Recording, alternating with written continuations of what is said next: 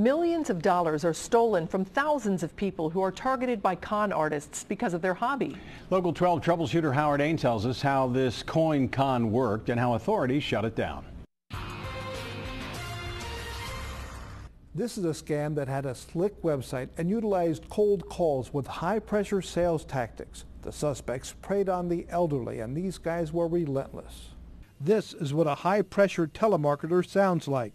We'll put it to you this way, you're cutting this right down to the wire. I really need you to tell me you got the money, and I say sorry. Well, I don't have money now, but I might have it tomorrow. That's what I'm working on. You might want to post date a check for Friday in the event you could, because tomorrow you might call and say you have the money, and I might say sorry, I'm unable to keep the position. We're pushing this along here. We get a check in today and date it for Friday, and if you have to, throw it out. I can't do that. Oh, then you're putting your own, you've been made abreast of your situation, and I hope it works out. Well, in this case, Joseph Romano is trying to get an elderly man to buy more coins as an investment. Romano told victims they needed more coins to reach the big payoff. Coins were not worth anything until the collection was completed, and the victims paid hundreds of thousands of dollars to complete the collection.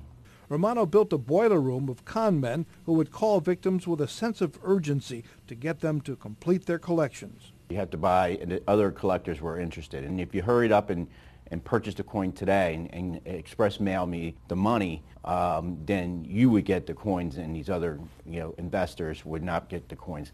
In reality, those investors never existed. The calls were relentless. Some victims were urged to take out an equity line of credit, mortgage their home, or deplete their life savings. In reality, the coins were worth only 10 to 20% of what the victims paid. They would then try to sell to legitimate coin dealers, and were told by legitimate coin dealers that the collection was not worth what they thought. There were more than 3,000 victims and more than $80 million in losses.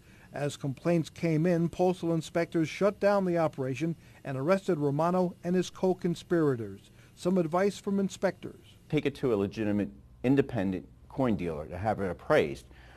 In this scheme, if some of the victims would have done that early, they would have realized early on that these coins were worth 10%, 20% of what they actually paid for.